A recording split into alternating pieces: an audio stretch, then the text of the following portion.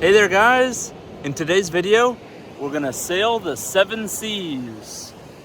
If you take the Atlantic and the Pacific and you divide them into North and South, and you add the Indian Ocean, the Southern Ocean, and the Arctic Ocean, you get the modern 7 seas. But were these 7 seas the same 7 seas that the pirates were always sailing? Nope.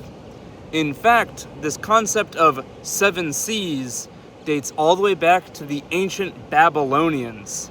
And even then, it was pretty metaphorical. You see, 7 was just a really important and divine number, and they often didn't have 7 specific seas in mind when they said the 7 seas. And even when they did, throughout history, it has always referred to different seas. To Blackbeard, the 7 seas would have been the Atlantic Ocean, the Pacific Ocean, the Indian Ocean, the Arctic Ocean, the Gulf of Mexico, the Caribbean Sea, and the Mediterranean. Nowadays, we just lump those last 3 in with the Atlantic Ocean. To the ancient Romans, the 7 seas would have actually just been the delta of the River Po. And to the ancient Greeks, the 7 seas would have been the Adriatic, the Aegean, the Black Sea, the Caspian Sea, the Mediterranean Sea, the Persian Sea, and the Red Sea. For those of you wondering where some of these seas got their names, it's possible that the Red Sea and the Black Sea are named after their literal colors, with the Black Sea having a slightly darker than typical water color, and the Red Sea having red-colored cyanobacteria. It's also possible that these 2 seas were named using an ancient system of using colors for cardinal directions, with black meaning north and red meaning south. As for the Mediterranean Sea, its name comes from the Latin meaning middle of the earth, referring to its very central location from the perspective of the Romans.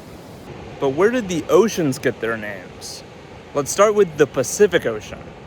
It's had many different names from the many different people that live on either side of it. But its modern English name comes from Ferdinand Magellan, who in 1520 called it El Mar Pacífico, meaning the peaceful sea. As someone who's been to the Pacific, I can tell you it is neither peaceful nor a sea.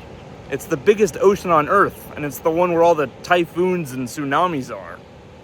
Magellan was not actually the first European to roll up to the Pacific Ocean and try and give it a new name.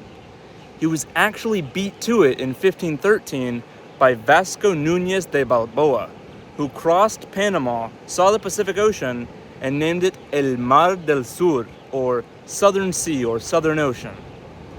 This name did not catch on at the time, but it was used later by Europeans when they went further south and discovered not only a giant ice wall keeping all the water in, but even more oceans down there, and they named it the Southern Ocean.